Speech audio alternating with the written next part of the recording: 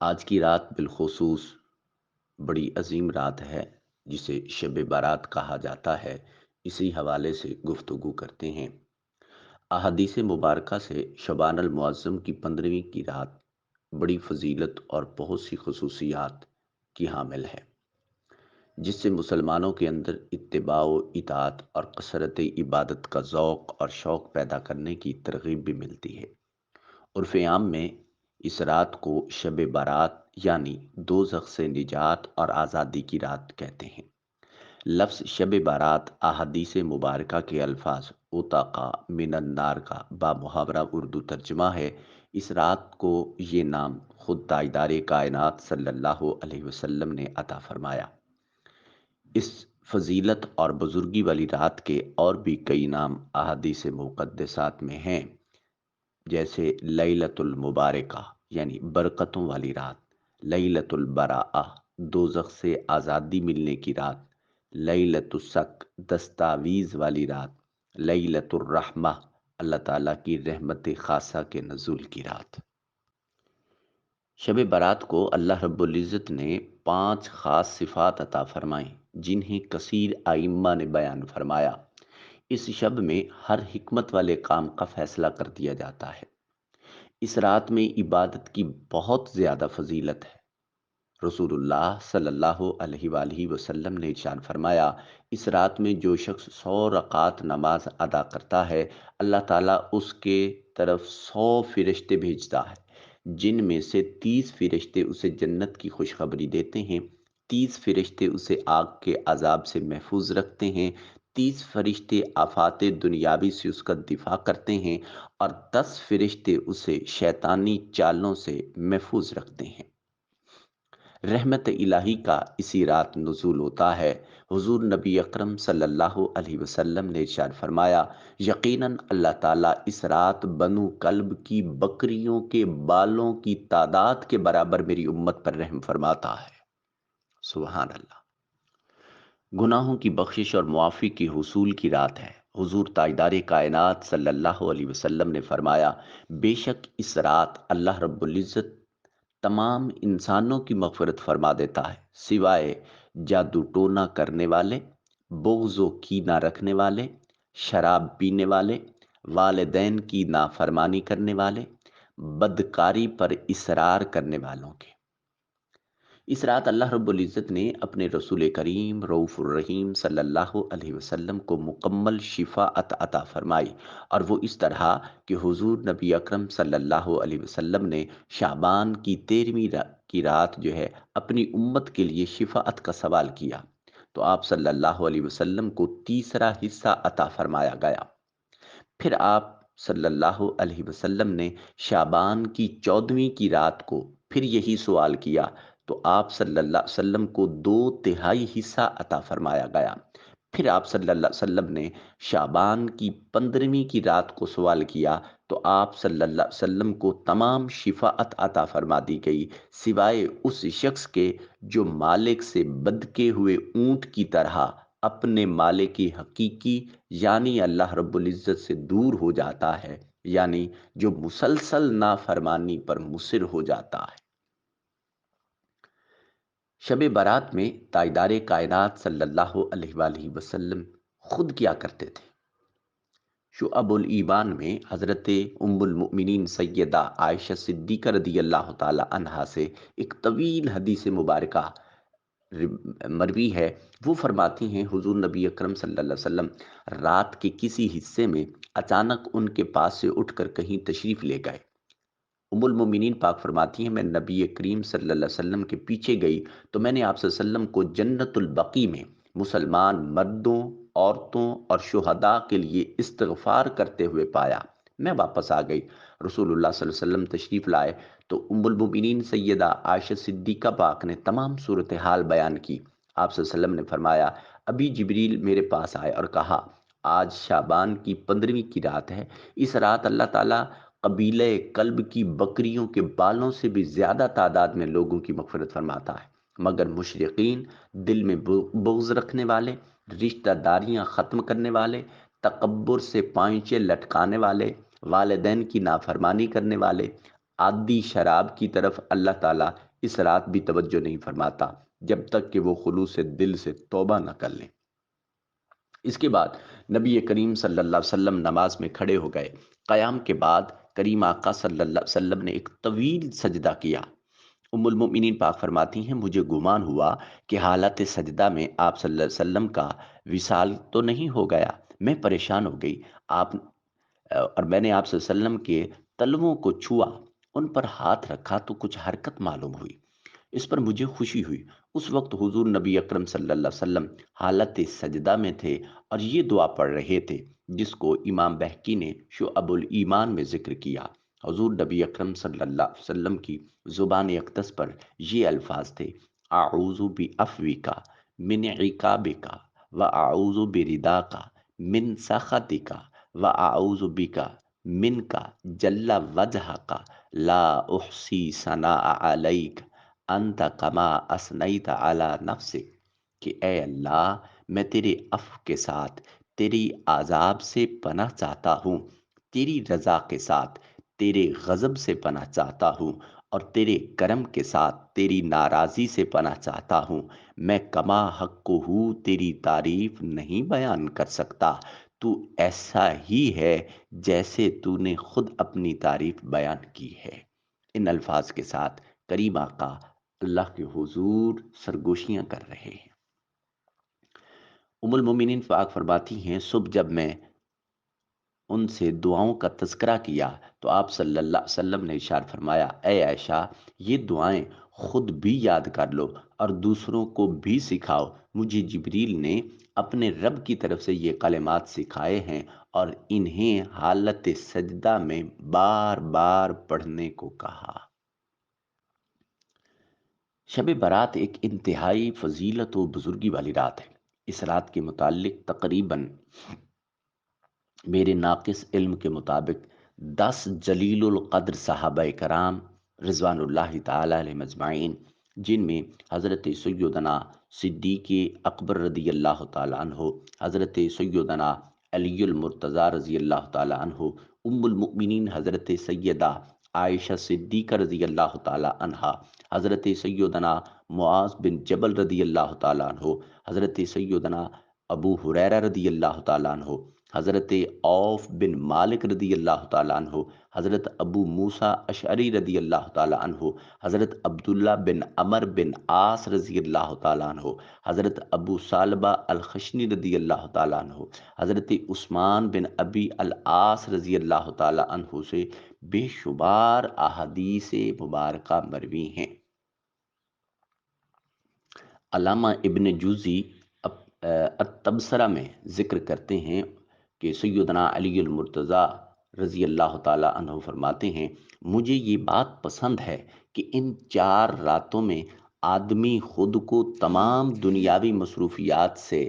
عبادت الہی کے لیے فارغ رکھے، اور وہ 4 راتیں یہ ہیں: عید الفطر کی رات، عید الاضحیٰ کی رات، شعبان کی 15ویں کی رات اور رجب کی پہلی کی رات۔ حضرت طاؤس یمانی رحمۃ اللہ علیہ فرماتے ہیں کہ میں نے حضرت امام حسن بن علی رضی اللہ تعالی عنہما سے 15 شعبان المعظم کی رات اس میں عمل کے بارے میں پوچھا تو آپ نے ارشاد فرمایا،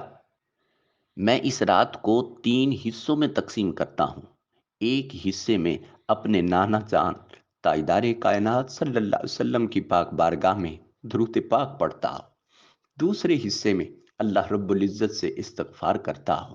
اور تیسرے حصے میں اللہ کے حضور نماز کے لیے کھڑا ہوتا ہوں۔ میں نے عرض کیا جو شخص یہ عمل کرے اس کے لیے کیا ثواب ہے؟ آپ نے فرمایا میں نے سیدنا علی المرتضی شیر خدا کرم اللہ وجہ الکریم سے سنا، انہوں نے نبی پاک صلی اللہ علیہ وسلم سے سنا، آپ صلی اللہ علیہ وسلم نے ارشاد فرمایا پھر جو شخص اس رات کو ان 3 حصوں میں گزار کر اللہ کے حضور رات گزارتا ہے اسے مقربین لوگوں میں لکھ دیا جاتا ہے۔ حضرت سیدنا عبداللہ بن عمر رضی اللہ تعالی عنہما فرماتے ہیں 5 لیال لا یرد فیہن الدعاء، 5 راتیں ایسی ہیں جن میں دعا رد نہیں ہوتی۔ ان میں کون کون سی ہیں؟ فرمایا جمعہ کی رات لیلۃ الجمعہ، جمعہ کی رات، پھر فرمایا رجب کی پہلی کی رات، پھر فرمایا شعبان کی 15ویں کی رات، عید الفطر کی رات اور عید الاضحیٰ کی رات۔ حضرت ابن عباس رضی اللہ تعالی عنہما فرماتے ہیں اس رات میں ایک سال سے دوسرے سال تک دنیا کے تمام معاملات کی تقسیم کی جاتی ہے، اس لیے اللہ کے حضور ساری رات عبادت اور نوافل میں گزارا جانا چاہیے۔ اب ایک چھوٹی سی عبارت غنیت الطالبین سے بھی عرض کر دیتا ہوں۔ حضور غوث العظم رضی اللہ تعالیٰ عنہ ان کا فرمان ذیشان ہے، فرمایا شب برات فیصلے، قضا، قہر اور رضا، قبول و رد، نزدیکی و دوری، سعادت و شقاوت اور پرہیزگاری کی رات ہے۔ کوئی شخص اس میں نیک بختی حاصل کرتا ہے اور کوئی مردود ہو جاتا ہے، ایک ثواب پاتا ہے، دوسرا ذلیل ہوتا ہے، ایک معزز و مکرم ہوتا ہے، دوسرا محروم ہوتا ہے، ایک کو اجر دیا جاتا ہے، دوسرے کو محروم کر دیا جاتا ہے۔ کتنے ہی لوگوں کا کفن دھویا جا رہا ہے اور وہ بازاروں میں مشغول ہیں، کتنی قبریں کھودی جا رہی ہیں، لیکن قبر میں دفن ہونے والا اپنی بے خبری کے باعث خوشی اور غرور میں ڈوبا ہوا ہے۔ کتنے ہی چہرے کھلکھلا رہے ہیں حالانکہ وہ ہلاکت کے قریب ہیں، کتنے مکانوں کی تعمیر مکمل ہو گئی لیکن ان کا مالک موت کے قریب پہنچ چکا ہے، کتنے ہی بندے رحمت کے امیدوار ہیں بس انہیں عذاب پہنچتا ہے، کتنے ہی بندے خوشخبری کی امید رکھتے ہیں بس وہ خسارہ پاتے ہیں، کتنے ہی بندوں کو جنت کی امید ہوتی ہے پھر ان کو دوزخ میں جانا پڑتا ہے، کتنے ہی بندوں کو اللہ سے ملاقات کی امید ہوتی ہے لیکن وہ جدائی کا شکار ہوتے ہیں، کتنے لوگوں کو عطائے خداوندی کی امید ہوتی ہے لیکن وہ مصائب کا منہ دیکھتے ہیں، اور کتنے ہی لوگوں کو بادشاہی کی امید ہوتی ہے لیکن وہ ہلاک ہو جاتے ہیں۔ خلاصہ کلام یہ ہے کہ شب برات پر اتنی کثیر تعداد میں مروی احادیث تعامل اصحاب و تابعین و تبا تابعین و ائمہ سلف صرف اس لیے نہیں ہے کہ کوئی بھی بندہ فقط ان کا مطالعہ کر کے یا مطالعہ کے بغیر ہی انہیں قصے کہانیاں سمجھتے ہوئے صرف نظر کر دے، بلکہ ان کے بیان سے مقصود یہ ہے کہ انسان اپنے مولا خالق کی کائنات کے ساتھ اپنے ٹوٹے ہوئے تعلق کو پھر سے استوار کر دے، جو کہ اس رات اور اس جیسی دیگر روحانی راتوں میں عبادت سے باسہولت میسر ہو سکتا ہے۔ ان بابرکت راتوں میں رحمت الہی اپنے پورے جوبن پر ہوتی ہے اور اپنے گناہگار بندوں کو بخشش و مغفرت کے لیے وہ رحمت خدا بے قرار ہوتی ہے، لہٰذا اس رات میں قیام کرنا، کثرت سے تلاوت کرنا، ذکر کرنا، عبادت کرنا، دعا کرنا اللہ کے حضور بہت مقبول ہے، بے انتہا محبوب ہے۔ آج کی رات اللہ کے حضور جاگ کر گزاریے۔ اس رات اکیلے عبادت کرنا، اجتماعی طور پر عبادت کرنا، دونوں طریقے ائمہ سے ثابت ہیں۔ اس رات جاگنا، عبادت کرنا یہ چونکہ مستحب عمل ہے، لہٰذا ہماری رائے کے مطابق اسے انسانی طبیعت اور مزاج پر چھوڑ دینا چاہیے۔ جس طریق میں کسی کی طبیعت اور مزاج کیف و سرور اور روحانی حلاوت محسوس ہوتی ہے، اسے چاہیے کہ وہ وہی طریقہ اختیار کرے، کیونکہ اس رات کا اصل مقصود تزکیہ اور تصفیہ نفس اور قلب ہے، سو جس طریقے میں بھی حلاوت ایمانی نصیب ہو اسی طریق پر عمل کر لینا چاہیے۔ بعض لوگوں کی طبیعت خلوت پسند ہوتی ہے اور انہیں تنہائی میں عبادت اور گیریہ و زاری کرنے سے حلاوت و سکون اور ذہنی یکسوئی ملتی ہے، سو وہ اس طریقے کو اختیار کر لیں۔ اس کے برعکس بعض لوگ اجتماعی طور پر عبادت کرنے میں زیادہ آسانی اور راحت محسوس کرتے ہیں، لہٰذا ان کے لیے اس طریق پر عمل کرنے میں رخصت ہونی چاہیے۔ یہ بھی عمل ائمہ سے ثابت ہے، لہٰذا اجتماعی یا انفرادی جس طرح بھی آپ عبادت میں لذت محسوس کر سکتے ہیں اسی طریق کو اپنا لیں، مگر اس رات کو غفلت میں نہ گزاریں۔ اپنے بچوں کو غلط حرکات سے بچائیں، ان کو یہ خاص کر جو پٹاخے وغیرہ اور اس طرح کی دیگر جو رسومات ہیں ان سے کوسوں دور رکھیں، اور آج کے دن کے اختتام کے ساتھ ہی عبادت کے لیے خود کو ایک اہتمام کے ساتھ تیار کریں۔ پورے گھر میں ایک عبادت کا سماں ہونا چاہیے۔ مائیں بچوں کو لے کر بیٹھیں، درود پاک کی محافل کا اہتمام ہونا چاہیے، قرآن کی تلاوت کا اہتمام ہونا چاہیے۔ آقا کریم علیہ الصلوۃ والتسلیم کی بارگاہ بے کس پناہ میں ہدیہ عقیدت کا نذرانہ جو ہے وہ پیش کیا جانا چاہیے۔ رات کو بچے زیادہ دیر تک نہیں جاگ سکتے، کوئی مسئلہ نہیں، جب تک ممکن ہے ان کو اپنے ساتھ بٹھائیں، ان کو بھی روحانی احیا نصیب ہو، ان کی تربیت بھی اسی طرح کی ہو۔ آج جس طرح کی عادت اپنے بچوں کو ڈالیں گے، یہی عادات کل بڑے ہو کر ان کے کردار میں جھلکیں گی۔ آج اس امت کو میں سمجھتا ہوں کہ سب سے زیادہ جس چیز کی ضرورت ہے وہ ان کی تربیت ہے، اور تربیت صرف زبان سے نہیں، عمل سے ظاہر ہو کہ واقعی اب کردار میں تبدیلی آنے لگی ہے۔ تعلیم سے زیادہ تعلم ضروری ہے، لہٰذا آج کی رات کے لیے خصوصی عبادت کا اہتمام کریں، نوافل ادا کریں، قرآن مجید کی تلاوت کریں، تاجدار کائنات صلی اللہ علیہ وسلم کی بارگاہ میں درود و سلام کے نذرانے پیش کروائیں، خود پیش کریں اور اپنے گناہوں کی بخشش اور مغفرت طلب کریں۔ حضور شیخ علیہ السلام کی درازی عمر کی دعا کریں، حضور کی امت کی خیر اور بھلائی طلب کریں، اپنے والدین کی بخشش طلب کریں، اپنے اساتذہ کی بخشش طلب کریں۔ اللہ کی بارگاہ سے جو دوسروں کے لیے مانگتا ہے، اس کو خود کو اللہ رب العزت اپنی رحمت سے حصہ وافر عطا فرماتا ہے۔ اپنی ذات کی نفی کرتے دوسروں کے لیے مانگے، اس لیے نہیں کہ ان سے آپ کا رشتہ ہے، اس لیے مانگے کہ وہ اللہ کی مخلوق ہے۔ اور ایک صوفی باصفا، وہ اپنی ذات سے بڑھ کر اللہ کی مخلوق سے محبت کرتا ہے، اس لیے کہ مخلوق کو اللہ نے اپنا کنبہ اور خاندان قرار دیا، اور جس شخص کا کنبہ اور خاندان ہو اسے اپنے خاندان سے بڑا لگاؤ اور محبت ہوتی ہے۔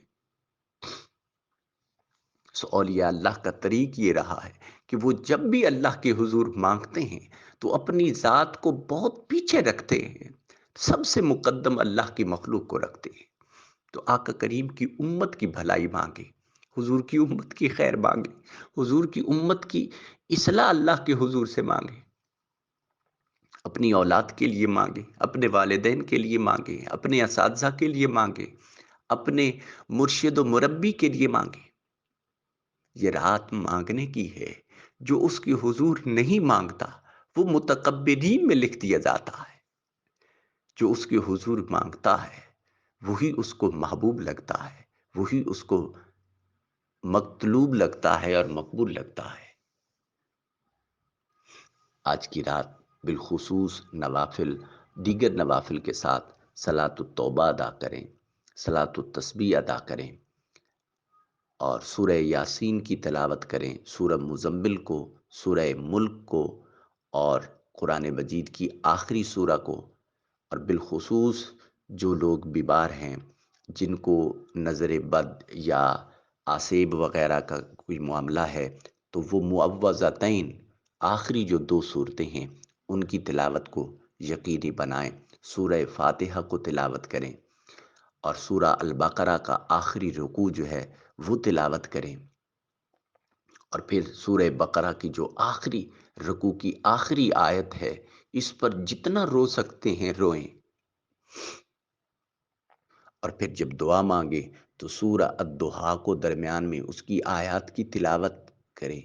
وہ جو کاف ضمیر کے ساتھ اللہ رب العزت اپنے حبیب کو مخاطب فرماتا ہے، اس میں جو قربت ہے، جو لذت ہے، جو چاشنی ہے، اس کو محسوس کریں۔ اللہ رب العزت تاجدار کائنات صلی اللہ تعالیٰ علیہ وآلہ وسلم کی نالین کے توسل و تصدق سے عمدن سہون کوئی خطا غلطی ہوئی معافی نصیب فرمائے۔ آج کی رات اپنی خالصتاً بندگی کی توفیق نصیب فرمائے۔ اللہ رب العزت عبادت کی جو لذت ہے وہ نصیب فرمائے، شوق نصیب فرمائے، مالک کائنات اپنی معرفت نصیب فرمائے۔ آمین ثم آمین۔ والسلام علیکم ورحمۃ اللہ تعالیٰ وبرکاتہ۔